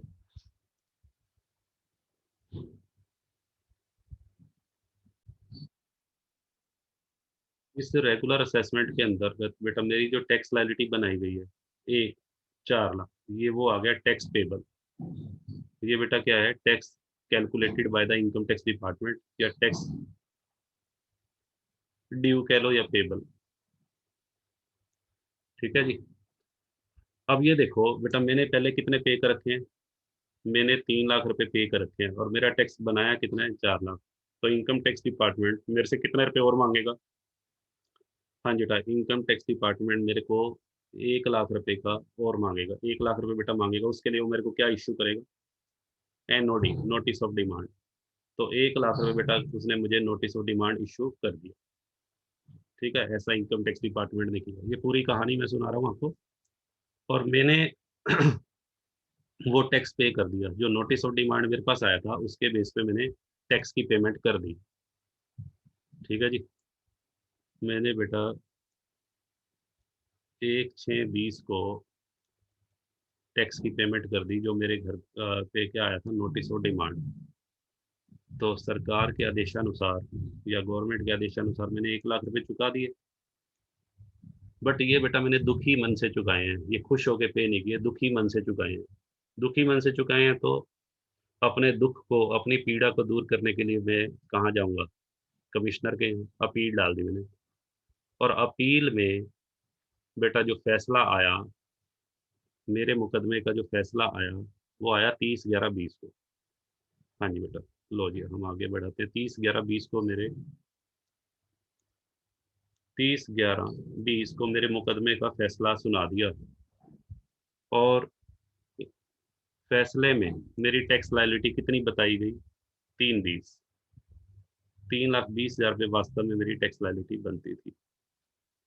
जबकि मैं दे कितने चुका हूँ बेटा, मैं टोटल 3 लाख तो एक बार दे चुका हूँ, और 1 लाख का notice of demand, total amount में कितना पे कर चुका हूँ, 1 लाख। अब ध्यान से सुनिए, सबसे पहले मैं क्या करूँगा, सबसे पहले तो बेटा मैं कैलकुलेट कर रहा हूँ अपना ए, कि मैंने कितना टैक्स दिया। मैं इनकम टैक्स डिपार्टमेंट को बेटा 3 लाख प्लस 1 लाख, 4 लाख रुपए दे चुका हूँ। क्लियर है। इनकम टैक्स डिपार्टमेंट के द्वारा या जो रिवीजन किया गया, अपील का जो निर्णय आया, अपील के निर्णय में मेरी रिवाइज टैक्स लायबिलिटी, ये बेटा क्या है, revise tax liability as per the judgement of appeal. ठीक है, तो मेरी टैक्स लायबिलिटी 320। फिर वही चेक करना है, ए ग्रेटर देन बी है या less than B, greater than B है तो रिफंड का अमाउंट बेटा बनेगा 80,000 रुपये बेटा, रिफंड बनेगा। अब ये तो मुझे मिलेगा ही मिलेगा, इसको लेने से तो दुनिया की कोई ताकत मुझे रोक नहीं सकती। अब साथ में क्या मिलेगा, इंटरेस्ट। अब इंटरेस्ट कहाँ से कैलकुलेट होगा, उसके लिए बेटा हम आगे पढ़ते हैं स्टोरी को, आगे पढ़ते हैं स्टोरी को। हाँ जी बेटा, रिफंड का ऑर्डर कौन सी डेट को आया, कि जिस डेट को मेरा मेरे केस का फैसला आया वही date of order of refund, date of order भी बेटा यही है। ठीक है जी, डेट ऑफ ऑर्डर, जिस डेट को मेरा डेट ऑफ ऑर्डर आया। अब ये देखना है कि इनकम टैक्स डिपार्टमेंट ने उस डेट के बाद कब मेरे को पैसा लौटाया। अब दो केस है यहाँ पे, पहले केस ए की बात कर रहे हैं, यहाँ केस नंबर ए, उसके अनुसार कब पैसा लौटाया गया बेटा, 31/12/20 को, 31/12/20 को मुझे पेमेंट की थी। तो अब ध्यान से सुनो, कितने महीने लेट, डेट ऑफ ऑर्डर के बाद 3 महीने की, पहले ये देखो पेमेंट कब तक कर दी गई है, 1 महीने के अंदर अंदर हो गया, 3 महीने के अंदर हर हाल में पेमेंट हो जानी चाहिए थी, बट यहाँ तो 1 मंथ के अंदर ही कर दी। तो एडिशनल इंटरेस्ट बताओ लगेगा। हाँ जी, ए केस में, इस केस में जो फर्स्ट केस है, क्या इसमें 3% एक्स्ट्रा ब्याज वाला रूल लगेगा, 3% वाला नहीं लगेगा। वो कब लगता है, हाँ जी बेटा, ये 3% वाला रूल कब लगता है, जब डेट ऑफ ऑर्डर आने के बाद 3 महीने से भी लेट पेमेंट लेट की गई हो। अब बेटा जो ब्याज का रेट लगेगा वो लगेगा 0.5%, 0.5% ब्याज लगेगा, जो एज यूजली लगता है नॉर्मल रेट। टाइम पीरियड बेटा अब कहाँ से कहाँ तक कैलकुलेट होगा, अब मेन प्रॉब्लम टाइम लिमिट की भी तो है। टाइम बेटा कैलकुलेट होगा जिस दिन मैंने टैक्स पे किया था। हाँ जी बेटा, इधर सुनिए ध्यान से, टाइम पीरियड बेटा कैलकुलेट होगा 1/6/20 से। मैंने जो टैक्स पे किया है वो कब पे किया है, 1/6/20 को। तो 1/6/20 से लेकर और 31/12/20, हाँ जी बेटा देख लो कितने महीने बने बेटा, 1/6/20 से 31/12/20, ये बेटा 7 महीने बन रहे हैं। तो टाइम पीरियड बेटा बनेगा 7 मंथ्स का। तो 7 मंथ्स का बेटा मुझे इंटरेस्ट मिलेगा। वो 7 मंथ्स का इंटरेस्ट कैसे कैलकुलेट होगा, हाँ जी बेटा, रिफंड का अमाउंट इंटू 7 और इंटू 0.5/100, इसको बेटा कैलकुलेट कर लेंगे। आई थिंक ये आएगा आपका 2800 रुपये, 2800 रुपये बेटा ब्याज के भी मिलेंगे।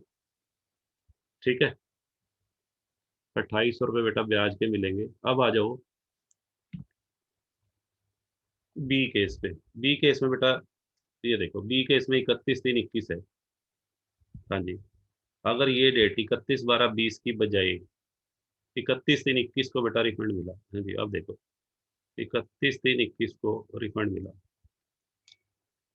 तो यहाँ पे आपको ध्यान रखना है कि यहाँ पे बेटा पहले तो नॉर्मल रेट तो मिलेगा ही मिलेगा, 80,000 का रिफंड तो मिलेगा पहले तो। और इंटरेस्ट, इंटरेस्ट में भी बेटा दो चीजें आएंगी देखो, पहले निकालेंगे नॉर्मल इंटरेस्ट और फिर निकालेंगे एडिशनल इंटरेस्ट।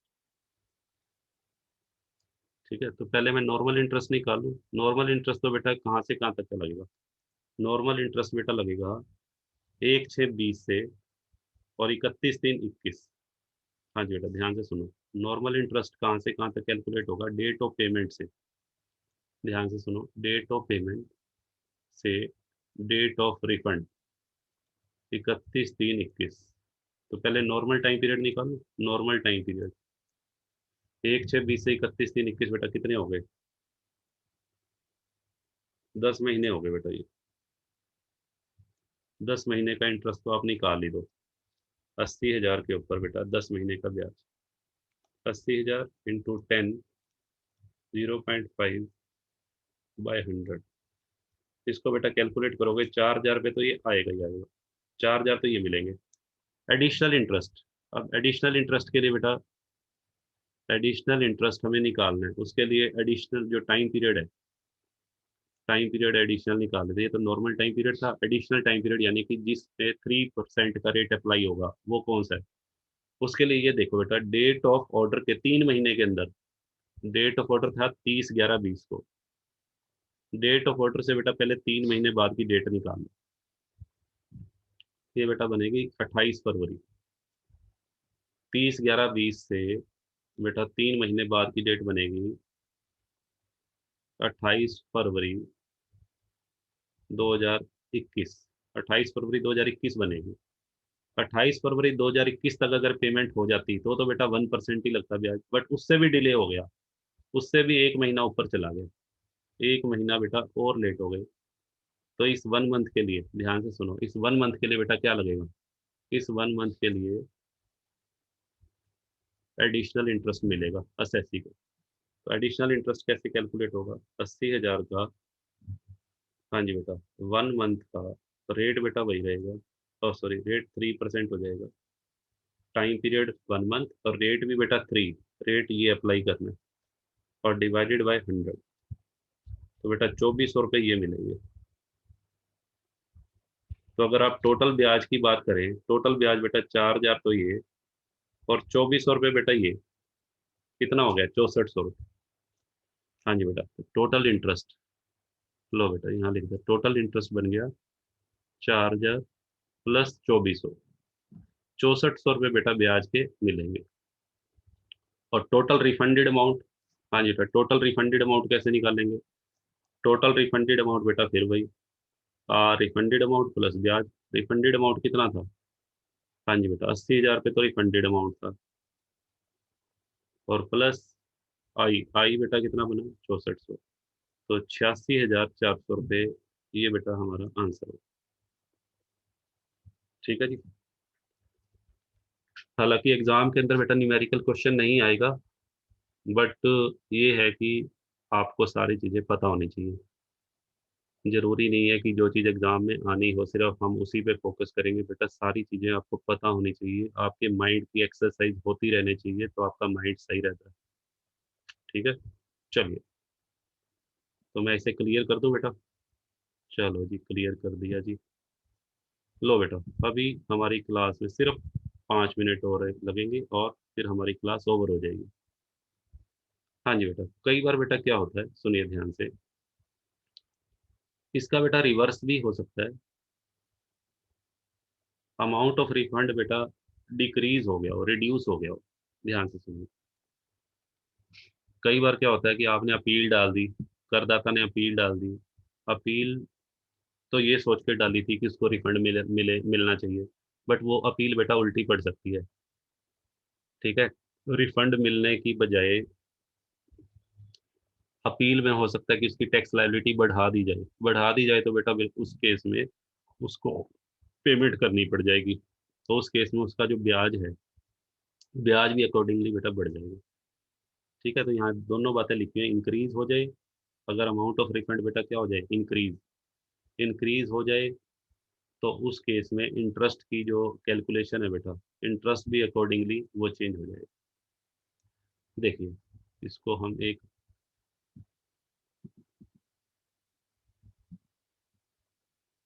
हाँ जी बेटा देखो, इंटरेस्ट ऑन एक्सेस रिफंड, हाँ जी बेटा ध्यान से सुनिए,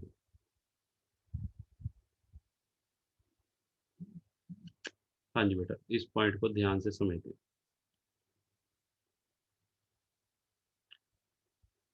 हाँ जी बेटा, ये बेटा हम ऊपर बाद में पढ़ेंगे, ध्यान से सुनो, ये पैराग्राफ हम अभी रीड नहीं करेंगे, पहले हम एग्जाम्पल रीड करेंगे, एग्जाम्पल रीड करके फिर ऊपर पढ़ने में मजा आएगा। देखो, इसको बेटा मैं एक लाइन ड्रॉ कर लूँ, लाइन ड्रॉ करके बेटा बहुत आसानी से समझ में आ जाएगा आपको ये अंडरसेक्शन 234D क्या कहता है, और बड़ी बहुत ही बढ़िया बात कही गई है, ध्यान से सुनना। हाँ जी बेटा, एक असेसी है, लो बेटा, एक एसएससी मैंने बना दिया मिस्टर एक्स, उसने अपनी आईटीआर फाइल की 15/9/16 को। लो जी, 15/9 और 16, ये बेटा क्या है, डेट ऑफ फाइलिंग, ठीक है, आईटीआर। चलो, उसने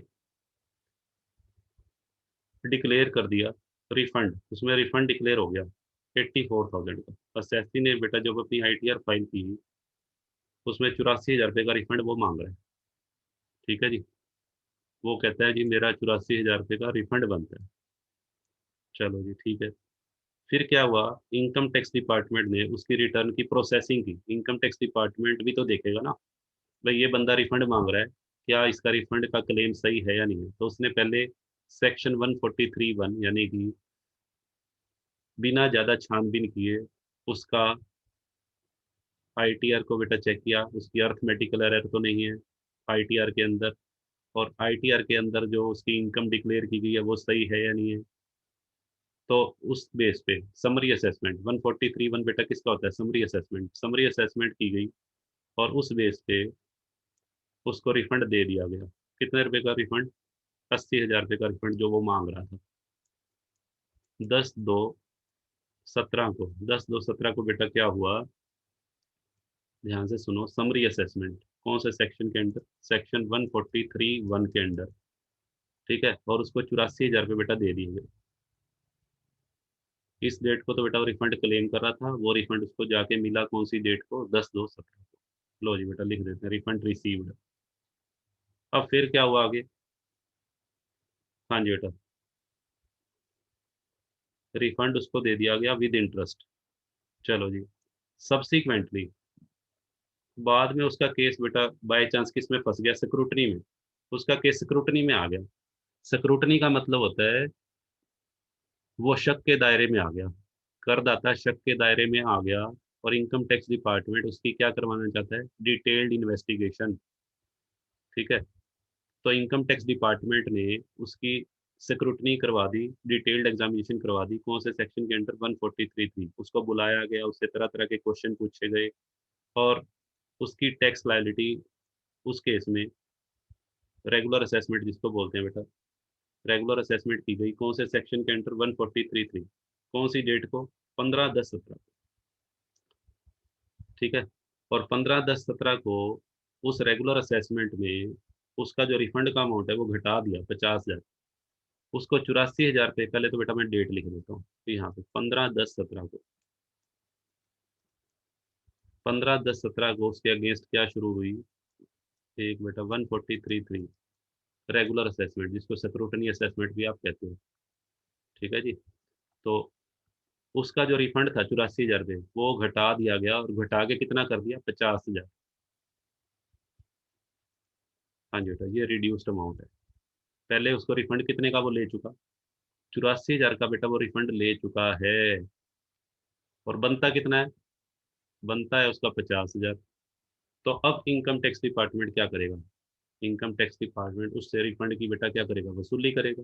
भाई आपके पास 34,000 रुपये फालतू चले गए, इनकम टैक्स डिपार्टमेंट करदाता को क्या बोलेगा, भाई हमने गलती से आपको 34,000 रुपये का रिफंड फालतू दे दिया है, वो लौटाओ। तो 34,000 रुपये तो बेटा वो तो लौटाने ही पड़ेंगे, और साथ में ब्याज भी लगेगा, कौन से सेक्शन के अंदर, 234(d) में। हाँ जी बेटा, अभी तक ब्याज कौन दे रहा था, अभी तक ब्याज दे रहा था इनकम टैक्स डिपार्टमेंट करदाता को। सेक्शन 234(d) में ब्याज किसको देना पड़ेगा, करदाता को। तो करदाता बेटा कितना ब्याज देगा, ध्यान से सुनो, 34,000 रुपये तो रिफंड का अमाउंट आ गया। अब ब्याज जो लगेगा, हाँ जी बेटा, ब्याज कहाँ से कहाँ तक का लगेगा, फ्रॉम द डेट ऑफ, देखो, from the date of grant of refund till the date of regular assessment. Refund कौन सी डेट को बेटा दिया था, रिफंड दिया गया था उसको, ध्यान से सुनो, रिफंड बेटा दिया गया था 10/2/17 को, इस डेट को रिफंड दिया गया था। और डेट ऑफ रेगुलर असेसमेंट, जिस डेट को उसका रिफंड रिड्यूस किया गया, उसका टाइम गैप निकाल लो। हाँ जी बेटा, कितना गैप बना, देखो 10 फरवरी 17 से 15/10/17। तो बेटा हम यहाँ पे 10 तारीख की ले लेते हैं, 10/10/17। तो ये हो गए बेटा आई थिंक 6 महीने और कुछ दिन, 7 महीने बेटा बनेंगे। नहीं, डेट बेटा क्या थी एक बार देख लेते हैं। 10/2/17 और 15/10/17। हाँ जी बेटा, ये बनेंगे बेटा 9 मंथ्स। देखो, 10/2/17 से 15/10/17 बेटा, ये 9 मंथ्स बन रहे हैं। 8 मंथ्स और सम डेज बनेंगे बेटा। 8 मंथ्स और सम डेज को 9 मंथ्स कर दिए, तो 9 मंथ्स का बेटा इंटरेस्ट कैलकुलेट कर लेते हैं। ठीक है, 9 मंथ्स का इंटरेस्ट कैलकुलेट कर लेते हैं। कितना बनेगा देखो, 34,000 के ऊपर। हाँ जी बेटा, 9 मंथ्स, और रेट ऑफ इंटरेस्ट बेटा वही रहेगा 0.5। और इसको कैलकुलेट करके बेटा आ जाएगा ये 1530 रुपये बेटा, इन्होंने कैलकुलेट किया हुआ। तो 1530 रुपये तो बेटा ये। हाँ जी बेटा, और 34,000 का ये, तो total amount income tax department को कितने रुपए लौटाएगा असेसी। हाँ जी बेटा, 35,530। ये बेटा आ जाएगा। ठीक है जी। तो ये बेटा इंटरेस्ट को लेकर जितने भी बातें थी वो सारी मैंने बता दी हैं। इसको बेटा अच्छे से वीडियो को आप दोबारा देख लेना, और बुक के अंदर बेटा जितने भी इसके एग्जांपल्स दिए हुए हैं वो आज की डेट में हो जाने चाहिए। चलिए, तो आज की क्लास को बेटा यहीं ओवर करते हैं। ठीक है जी, बाय बाय।